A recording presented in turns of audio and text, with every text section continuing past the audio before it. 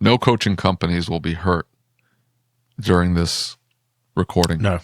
None were harmed. None were harmed. No coaching companies None were will harmed. be harmed.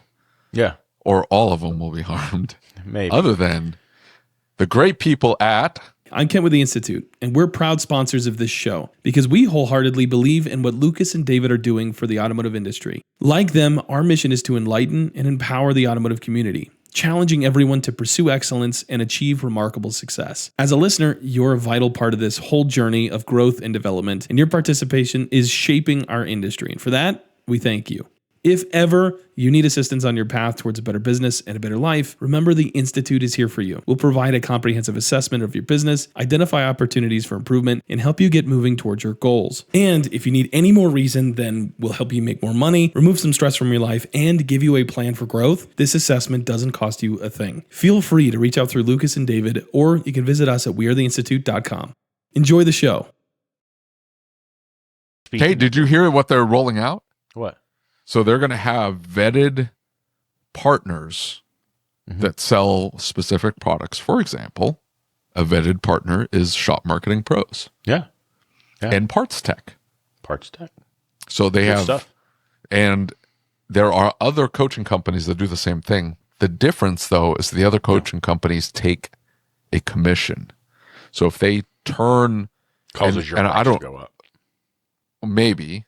But even if it doesn't, it's eating away at the profitability of the vendor, of the partner, right? Yeah.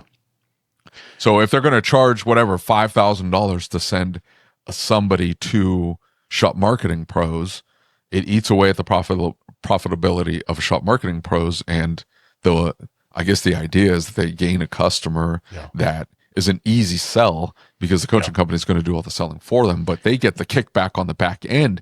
And you have to stop and wonder, do they have the best interest in mind for me? Sure. Or are they just funneling me to these stupid shop or SMSs that send out Yeti cups with their name all over it so you can show it off on the internet? That's what they're doing, by the way, you yahoos. Anyway, look what I got on the take a picture. Anyway, you're doing the marketing for them. Get a kickback is what I'm saying. There's the coaching company's getting a kickback. You might as well get a kickback too. Yeah, absolutely. Absolutely. Sorry, I'm going to tell you something.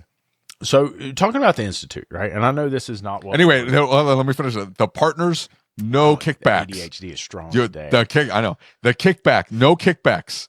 They have the partners list. It's because they were vetted by the Institute. They are not taking a kickback. They just want to connect their clients with good vendors. Products. Yes, like Shop Marketing Pros and Parts Tech. Yeah, sorry. So here I want to share this because I went to Leadership Intensive. It's something I'd wanted to do for a while. And, the Institute's very different than the other coaching that I've done in the past because I've done coaching and it was kind of like, hey, we're going to coach you and we're going to get you solidified and then you're going to take this and put it back. And the problem is the runway's short. Does that make sense? Like you get going down through there and like you get that knowledge and all of a sudden the runway's over because you already know everything they're going to tell you. And like that was very valuable to me when I first hired a coach. You know where I was at. And like, so when I hired my coach, man, that intensive leadership that he gave me was fire. But I grew out of it. And not that there's anything wrong with that other product. The other product was great. It's just that I grew out of it. And so one of the things about the Institute that's really interesting is it is kind of all encompassing, right? It's really about building a solidified organization, an organization that does something more. Well, it's a much larger company. Yeah. But Cecil specifically, I don't know if you remember the conversation we had at the last summit. Yeah. I think, what was it, 2023? Yep. Where he said, hey, I'm going to dump every dime I've got into growing this and being able to offer much more or a wider array of coaching options for my clients so they never grow out of what I have to offer. Yeah. So I'm dumping everything into this. Well, we'll see if it works. It's worked out, but that was a big gamble for him. So like, I think back to a conversation. Mike Allen and I were in the back of an Uber in Las Vegas. And he said, Lucas, he said, when you work with these coaching companies, each one of them kind of has like this ceiling that they operate at. They have this like number that they operate at. And he's like, I can pick out by revenue and the type of operation who's with who. And, Seth's over here with this type of coaching company and they're this big corporate coaching company and they go way beyond. And, he was with this company for a while. And so we had this talk about it. And so I'd wanted to go to this leadership intensive because I'd heard so much about it. And Michael Smith, who is part of the Institute, is a Fortune 50, Fortune 500 guy, right? Like he's really smart. Yeah. And Dory, who works for the Institute, I think she's a clinical psychologist or something like that, right? Like she's trained in this area. Mm-hmm. And so I decided I'm going to go to this leadership course. And I didn't know what I was in for, right? Like I didn't know what it was that I was going to show up and listen and learn about. Is it the basic leadership stuff that we always hear about, or is there something more to this? And so I'm going to tell you, it's the first class I've been in years that was not just the same old stuff regurgitated in a different way, right? Yeah. It was the psychology of leadership. It was the psychology of the human being. And why do we do the things we do? And why do we say the things we say? Why is it that we feel the way we feel, and why does how we feel affect our performance and affect our choices and our decision making, right? Yeah. And I mean, it's a massive class. We're going to do it up here soon. And so I sit and I listen through this class, and I was talking to Michael, and he said, Lucas, what I see in this space. And he said, I'm just going to be straight with you. He said, I'm not trying to sell you on mergers and acquisitions. He said, but I am going to tell you the same thing that happened in collision is going to happen in auto repair. And he said, that is that mergers and acquisitions are going to be taking place. Some shops are going to close because it's going to become more difficult to work in this space. Some shops are going to thrive. And then some of those shops that are thriving are going to be purchased by mass liquidators and consolidators, right? It's just what's going to happen. And he said because the data is there to suggest that's where we're headed, right? And in collision, it happened so quickly. And he said, so I'm just trying to prepare people for that. And he said, the reality is that means the business of 1980, the business of 1990 that was auto repair is not going to be auto repair in 2025 and 2026. We're going to see a shift. It's going to be different. And he said, so what I see is all of these folks started these mom and pop businesses, but there's no foundation underneath the business. And he said, the foundation of a corporation, a big business, something that does millions or billions of dollars of revenue, is leadership. It's structure. And so he goes through this whole course and he paints this picture of how do we define what that structure is? How do we get everybody on board with what that structure is? And I realized that not only is he helping these shops that have never thought about what culture is, thought about what it is the business is supposed to do beyond just fixing cars, and he's taking them and he's guiding them into developing a culture, developing a system. And there is no other product like that on the market, right? There's no other class that does what this class does, which is literally showing you how to build a business that can stand in the wake of consolidation all around you, that can stand in the wake of massive competitors, a Sun Auto, Christian Brothers, all these big organizations building up around you and taking part of your clients, that can stand and say, hey, I know how to navigate these tough waters we're going to be up against, right? Yeah. Mm-hmm. And to me, I'm telling you, it clicked for me because it was so clear that now there's a pathway, and that's all he's trying to do is build a pathway from here's your rinky dink 2-bay shop, no structure, no culture, no thought of building those things into the business. I'm going to take you in this 3-bay shop, 2 employees, 1 service advisor and the owner. I'm going to take you and I'm going to show you how to build your business into something that's valuable, into something that's worthwhile, and to give you that ability to be flexible in what's coming. And I just thought, man, dude, it was so powerful. I really hope you come out for this class that they're going to do out here. Because, I mean, it is just I'm signed up, I believe, tentatively for the end of April. They're doing one in Salt Lake City. Okay. And I am going, and Braxton is a maybe. Okay. So we'll see. I'll probably come out for that.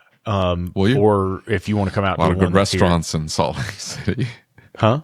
A lot of good restaurants in Salt Lake City. Dude, out there, the one down there, like where you turn left out of Ogden or turn right out of Ogden. You know what I'm talking about? The one where we drove down by the lake and went all the way that out was through pretty. there. That was And how beautiful- good, like down home, like Yeah. eatery. It wasn't fancy. There's nice Yeah. fancy restaurants in Salt Lake City. Yeah, there is. But I mean, that reminded me of like going to eat with my parents and these little country restaurants. Perfect for taking the family and your kids and stuff like that. The food was pretty good. Yeah, absolutely. Talking about coaching companies, interesting thing came up a couple days ago. Good friend of mine, soft-spoken, kind-hearted human being, had been coaching with other people for a while and left those other people, mainly because he's going to be mad at me for saying this. He would not listen. Okay. Now, the coaching company he was with was a really good fit for him. It was. There's no doubt about it. And he grew tremendously. And we worked together. When he first came and talked to me, I think he was in 2 or 3 bays. Financials were really terrible. And much like you did for me when I first kind of started trying to figure out how to fix my business, I gave him some little basic pointers and said, this number should be. And he started working on that. And eventually I said to him, man, I've taken you as far as I can take you. And you need to go hire a coach. Yeah. So we hired the coach. Little ways into the coach thing, I went to him and I said, man, if you're not going to listen to him and if you're not going to do what he says to do, you're wasting your money. Don't continue to coach if you're not going to show up for the meetings, if you're not going to do the work right? Because like coaching only works if you work it. This is not something like it's like losing weight and deciding I'm going to take a GLP-1 and I'm going to do all these things, but I'm not going to exercise and I'm not going to change what I eat. I would rather be sick all the time. Yeah. You get out what you put in. And so he decided he was going to leave that coaching company. And he got to talking to this man on the internet. And this man was a coach for one of these companies. And he looked at, I don't know how the conversation of numbers came up. I would like to think that the man he was talking to, another shop owner, wasn't just literally, because there are some coaching companies that have shop owners that are either coaches or in their groups that get discounts and get paid for you becoming a client. For referrals, right? yeah. Yep. Mm-hmm. And so I hope that's not the case. I suspect it probably is, but I hope that's not the case. But he starts talking to my friend about his numbers. And, oh, your numbers are terrible. Your numbers are this. And you need to really get your shop supply numbers up. And I'm like, that's the first thing for me, is because if you're telling me to raise my shop supply numbers, it means that you don't have anything else to fuss about, right? Like I got rid of shop supplies. I just put it in my labor rate, right? Because then now I don't have to have that conversation, right? Yeah. And so I was in San Diego at this leadership intensive course. And my friend texts me and says, what do you think about said such and such coaching company? And I said, everyone that I know says that's a bad move, right? Yeah. I've talked to no fewer than 50 people that had been with that company. I had talked to no fewer than 10 people who had gone through part of their process. And everybody says the same thing. High pressure, skeezy or scummy,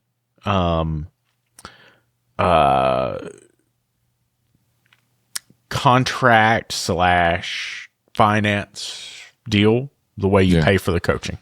And you pay for the coaching up front, and then you pay the finance company back. Lots of what I call trickery, right? Like, so we work through all these different things, and we're going to scholarship this, and we're going to this, and we're going to that, and we're going to do this, and we're going to do that. It's noise, right? It's just noise. It's not, your price is this a month, and you pay us this every month. It's meant to confuse and be a complex process that takes some of the decision making away. And so I had told him I didn't think that was a good idea. And he said, okay. And at that point, he had gone to like a class or something. Well, they called back and they got extremely pushy. And they pushed and pushed and pushed until he said yes. Now, the call was recorded, and the coaching company has since let this person out because they heard just how aggressive it was, I'm sure. But he called me and he was really upset. He's on the phone with his wife and he said, man, I don't know what to do. And I said, what do you mean? He said, I didn't want him to be mad at me. So I said, yes, this dude's super kind-hearted, right? Would do anything in the world for anybody. And this person is just badgering him, beating him up. Did you hear the call? I did not hear the call. Oh, but that would have been interesting to listen to. It was well, I'm hoping we do get to hear the call. I don't know that that'll ever happen. Okay. But I did listen back to the things that we talked about and look back at some of the posts that have been said. It was very consistent with this particular coaching company's MO. But here's what got me about this is that the terminology that was used and the way they approached it, when this person said, I need to check with my wife, wouldn't your wife want you to be successful? Well, I do need to talk to her and make sure first. I understand, but you know, wouldn't your wife want your daughter to have a good life? Those are good sales tactics. What are you talking about? You ever seen the guy? You ever see the guy with the nipples on the internet? Andy something or another. He teaches people how to sell cars. He's doing all sorts of sales tactic now. He's always got like complete super tight shirts and his nipples are always hanging out. And that became the meme on the, you don't know what I'm talking about. You make it seem like I'm crazy. Like I'm just checking out dudes on the internet with nipples hanging out. I'm not. This guy's all over the internet. Reels, and he's like, oh, wait a minute. Hang on. Let me get back to that one. I've always wondered why all of your reels and all of your videos that I see when you're scrolling Facebook and YouTube is all buff, built muscle. Everyone you send is some like you're really such a jerk. Dude. You're such a jerk. Andy Elliott. That's who I'm talking about. Andy Elliott, the world's #1 sales trainer and business coach. Well, so I'm talking to Chris that works for me, and I'm like, hey, dude, you know, here's what's up. He's like, oh, did they pull the well, I heard you were the man. Don't you wear the pants in your house? You know, like he said the worst time he had ever seen that happen. He said that a used car manager said to a Hispanic gentleman, and the Hispanic gentleman had his son there translating. And he said to the son, hey, ask your dad if he wears the pants in the house or if your mom does. And he said that dude got upset and turned around and like stormed out the front door when his son said that. So the son just in tow, running out the door behind him. But long story short, they got aggressive. And then it's, well, you've signed a contract. And dude, how aggressive they were. So I get buyer's remorse, right? And so the person who convinced him to sign up messages me because I'm making a deal about it. And he's like, oh, no. Look, man, he really needs this. If his business is going to survive another 6 months, he's really going to have to do this. Look, his numbers are not perfect, but his numbers are not that bad. That's manipulative, right? Yeah. Very clearly manipulative stuff, right? Plain and simple. Pulling on the heartstrings and trying to convince everybody around him that, oh, it's bad. Look, he's in bad shape and he really needs this. And the contract is really vetting for the client just to make sure that they're a good fit for this organization. Now, wait a minute. You're going to push that hard to get them to sign a contract? And you're telling me that's vetting the client? No. You don't push that hard if you're they Okay? If somebody's pushing you like that, it's not vetting. It's locking you in. Well, what they do is they look at your financials, whatever you can provide them. So, 90% of the time they walk in, there's no financials. There's no way to, what they do is they pull the sales report from the SMS. Maybe they'll look at your bank account and they will see that, hey, ARO is 200. Yeah. Car count's too high. GP's at 35%. What are they sitting on? If you've got 150, 200 cars coming through there a month, and your GP's at 35% and your ARO's 250, what are you sitting on? You're sitting on $1.5 million business right there. Hey, if I get your ARO to $1,000 a car, cut back to 120 cars a month, you're going to do $120,000 a month. and I can get your GP up to 65%. But they what's see that interesting- and they will push hard Yeah, to close that guy. What's interesting is that when the business is not that bad off, to hear how they start fear mongering everywhere they can. Well, that's the other side Right. of it. So they might look at the financials and go, this guy can afford us. Yeah. That's all they need. They need to be able to pay that $1,800, $2,000 a month, whatever it happens to be. And they know that, hey, when we get this closed, this guy's going to be able to pay the bill and not bitch that $2,000's getting stuffed, taken out of his account every single month. But here's my thing, right? Like when we see people that sign up with the Institute or many of the other coaching companies that we all know, right? Mm-hmm. When they sign up, I have seen Cecil straight up tell somebody like, hey man, you're not ready for me. Yeah. You're not there yet. Sorry, it's not a good fit. I have seen Cecil kick people out of the program. Hey bud, you're not doing the work. I'm not doing this. I'm not going to take your money. I had an argument one time with somebody that I care very much about, and I'm not talking crap, but we were talking about coaching clients, and they said, there were some people involved that had not ever improved in the coaching program, and I'm like, that's like them dropping their car off and us charging them storage, and it just sitting out here in the parking lot and saying, like, hey, we never did anything. We didn't fix anything. It's just sitting here. Why don't you come get the car? Right? Like, why are we doing this? This is not in your best interest. And I think that's what gets me is because there's a clear, definitive line of whose best interest is this in? And I can't remember which one it was. There was how Charlie Munger and Warren Buffett, every year they did the meetings where they sat down and they talked about the business. They talked about the economy. They talked about things they were up against. Now, if you've never watched some of the early Warren Buffett videos, where he's talking economics and he's talking to college students. He's actually teaching college level classes.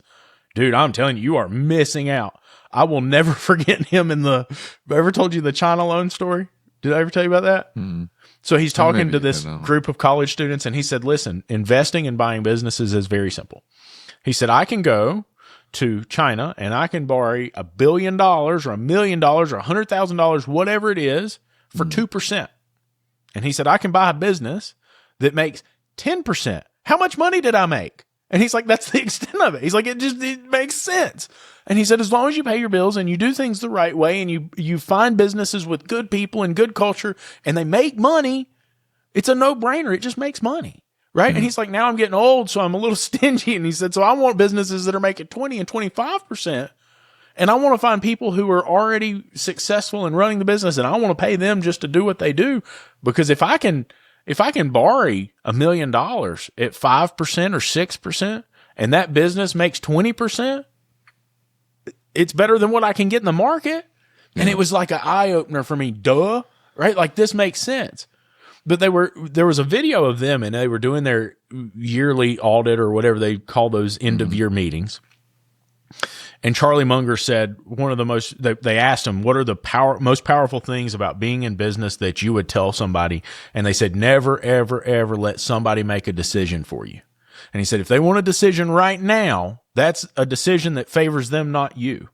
And if that decision is a good decision, it'll still be there to be made tomorrow or the next day or next week, because good decisions and good opportunities don't just go away overnight. And if somebody's trying to convince you it's going to, that's because it is loaded in their favor and they don't want you to take the time to understand and look at it. Because if you take the time, you're going to see it's loaded in their favor. Yeah. Right? And that's exactly what happened here. And I've watched Cecil tell people, like he's talking to these folks about coaching with them. Listen, you need to go talk to your wife. You need to go ask her about this. Because this is going to take time. This is going to take some effort on your part. And if she's not bought in, you're not going to be bought in. And if you're not bought in, I don't want you in the program, because all you're going to do is screw everything else up. You're going to throw everybody else off. And so to go talk to your wife before we do anything. When I started coaching with Rick, he said, we need to sit down and talk with Alex before we do anything. Because if she's not in this, we're never going to be successful. And so then on the flip side of that, you see companies who are putting this pressure on, saying, you should really go ahead and sign up now because I'm sure she wants you to be successful. Are you the man in this relationship? Do you wear the pants in your house? Right? Like, what's the difference? Tell me, David, what's the difference? Yeah. I don't know about these companies that employ these. You can't necessarily fault the guy. Yeah. He's trying to make his commission. That's it. He Yeah. needs to sell that contract, and otherwise he's not going to get much of a paycheck. And so he's got to make 800 phone calls a week, and he's going to close 3 sales.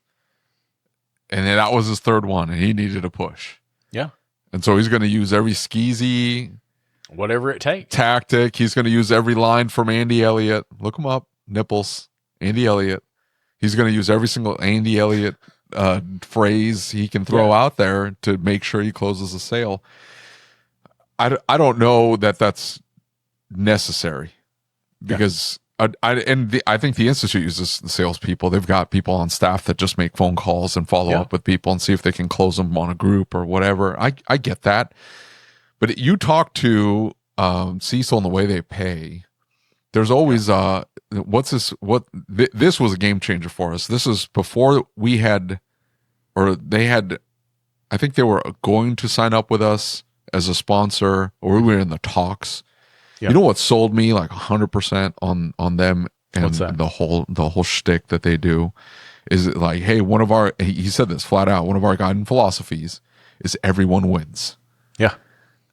I have to win. You have to win. The vendor's got to win. Everybody's got to win. 100%. I love that. That makes total sense. Absolutely. Yep. Everybody should win. This shouldn't be one-sided.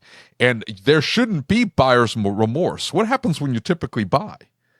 Yep. You get that dopamine hit. You get excited about what you just purchased. You want that product or service to get started right now. Yeah. Look, if you get excited about signing up with a coaching company, what should you be doing? Hey, give me a list of things to do right now. Like, what can I get started on? Let's go. What changes can I start making? Let's go. You should be excited. If you're walking away going, did I just make the right decision? You didn't make the right decision. You made a bad decision. Absolutely. And that was the thing about this, is that he didn't feel like he was making the right decision when he made the decision. And he was telling them up to the very last minute, like, hey guys, I guess we can do it. But, and me, like, shop owner Lucas, if I'm talking to a client who's talking about fixing their vehicle and they're like, hey man, do you have somebody like you could consult with and talk with and see, because I want to make sure we're making the right decision for you. Hey, let me understand. Let's go over again what you hope to accomplish with the vehicle. Okay. And so, like, for me to do this is what we have to do. And by the way, here's the value of the car. And by the way, here's like what this looks like. And here's what it would take to replace the car. Like maybe put context around it. Absolutely. But you still don't want to talk them into it. Right, like, I don't want to talk you. I tell them, I don't want to talk you into this. Look at the vehicle. It needs $4,000 worth of work. To replace this vehicle is $15,000 to get something similar. Can you buy a vehicle for $4,000 and get one that's in better shape? Yes or no? No. This should be a no-brainer then. Well, but if you hate the vehicle, get rid of it. Them to go talk to somebody. I'm telling them, like, hey, I don't want you just to take my word for it. If you don't feel comfortable with where we're at, I don't have a problem with you getting a second opinion. When all this stuff was happening with my back, right? Like, lots of differing views and perspectives and everything else. And so I end up going to this neurologist, and he gives me all this feedback and tells me about what the guy said and looks at things and brings up things they didn't even say anything about. And he said, I'm just going to tell you, if a doctor ever tells you that you don't need a second opinion, he said, you need a new doctor, right? Like, that's just not the way this works. Yeah. Your doctor should be thinking, man, that's fantastic. They want to get a second opinion because it's not just me making this call, right? Like, let's have some other people look at this. Let's get some other eyes on this. I don't have a problem with somebody doing that. I don't have an issue telling somebody to go talk to a trusted confidant of theirs before we make a decision, because I want them to feel good about the decision they made.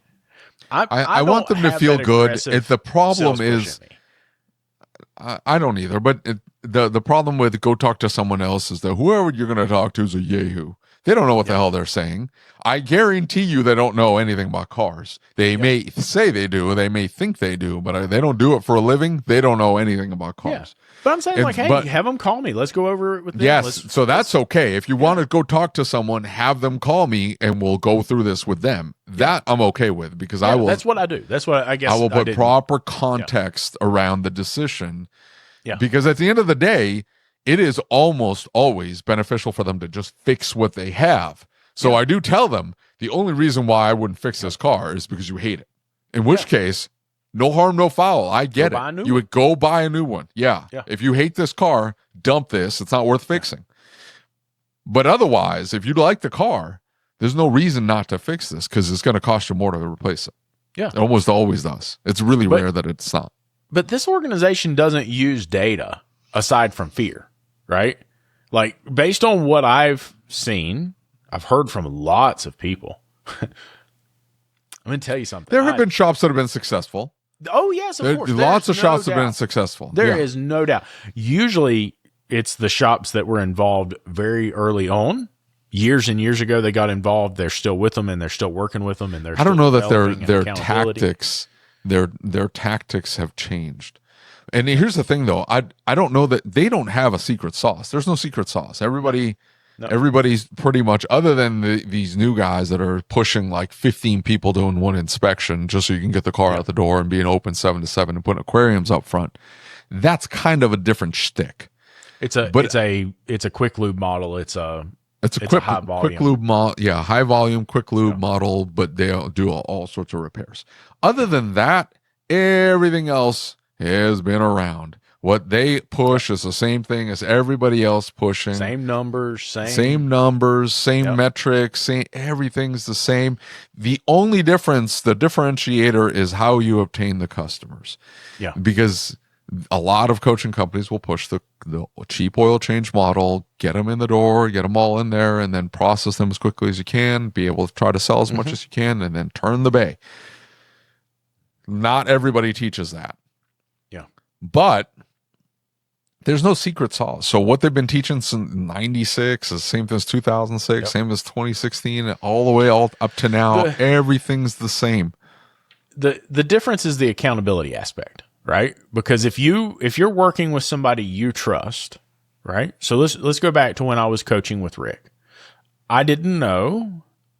I trusted him. And because I trusted him, I was willing to say, hey, I don't want to do this.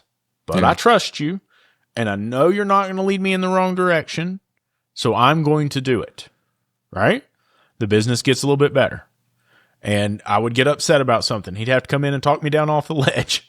And then, little step by step by step, and we go out the runway, and the business gets better and better and better and better until we run to the kind of end of runway of what he offers.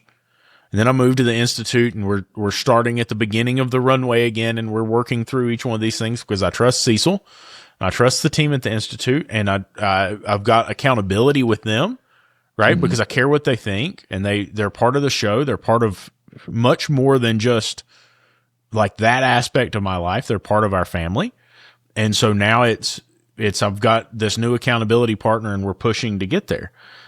If you can't get that, and you know, my problem with these models is like these big companies that have 25 different coaches.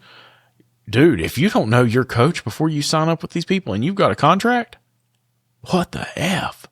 Because you don't know that coach is a good fit for you. You don't know that person is somebody. Well, if it's a company, that's the thing. Is they'll switch you up to different people.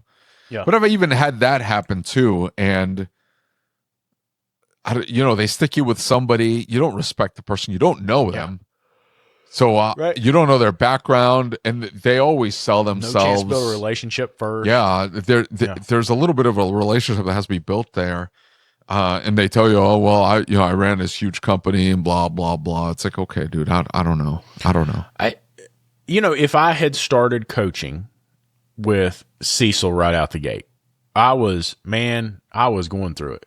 You know where I was at. It was a mess, and I was an emotional wreck, and I was stressed out. I was trying to do too much, and I was trying to go 50,000 directions. I think if there's one piece of advice that I could give shop owners looking back at my life as a shop owner is like, not 50 decisions, one decision, one change, fix it, work through this one thing, get it fixed, and move on. Cecil's been working on me about this thing in the shop because our efficiency is like in the crapper. Yeah. And Cecil's like, look, stop trying to do everything right now. Pull one brick out of the wall and fix it. And once you know that that's fixed one problem, Then we'll go to another brick and we'll take it out of the wall. We're not going to try and just back up and hit this wall over and over again and try and change everything in the wall all at once, because you're going to break something else and you don't realize it. So fix one thing at a time, work through it. Well, as shop owner, this ADHD mind of mine, I'm like trying to throw all these 50,000 things at the wall. I'm going to rent U-Hauls. I'm going to sell cars. I'm going to this. I need more profit centers. I need more cars. I need more, right? Like no perspective. And so if I had tried to coach with Cecil early on, it wouldn't have been a good fit, because Cecil's not going to coddle me emotionally, right? Like of all the things he'll do, he's not going to do that. He's going to put it out there. And so Rick really helped me navigate through some of those tough times and get me on an even keel. But now that I'm with the Institute, man, now that I'm a solidified business owner and I'm actually running like a business and I have some data and some details and some understanding of how the business works, now that relationship, that perspective, that ability to dig in a deeper way with somebody who really knows the numbers and knows the advanced level of a business like this at this size and knows what it can and can't do, buddy, that's valuable stuff right there. Yeah. And the other thing for me is like, you look at the Institute, talk about that intensive leadership or leadership intensive, whatever they call it. That class, the training I had done up to this point was about me being in the business and me being the manager and me being the owner. Leadership intensive is about the next step.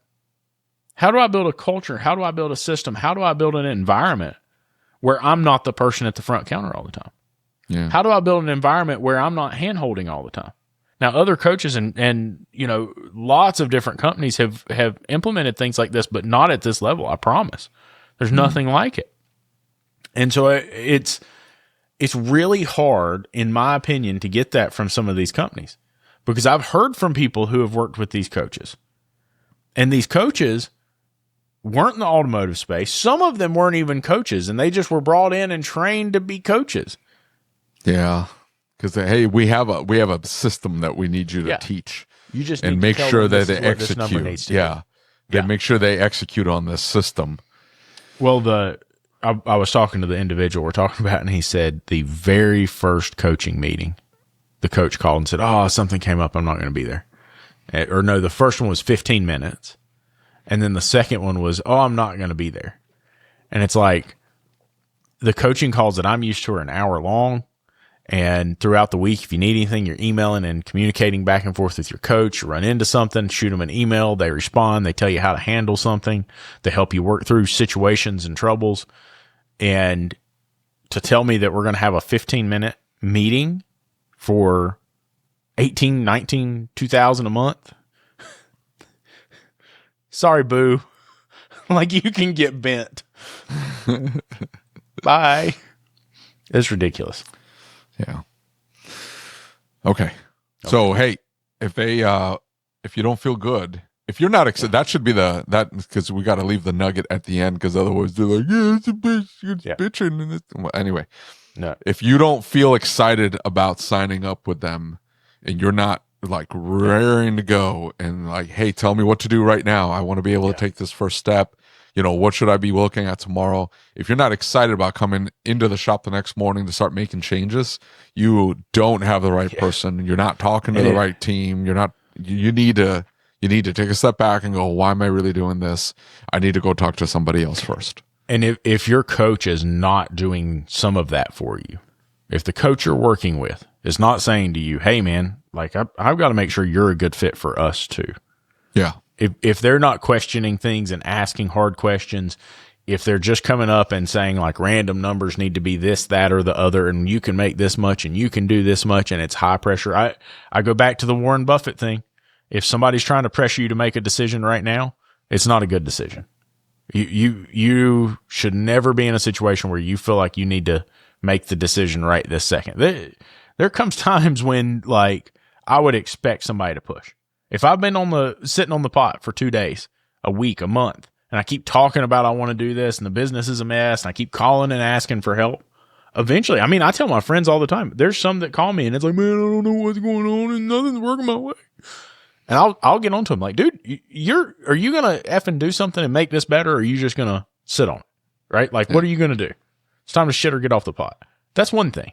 It's another thing to get you to sign a contract and push as hard as some of these places do to get you to sign that contract right now, because that is not a decision that's in your best interest.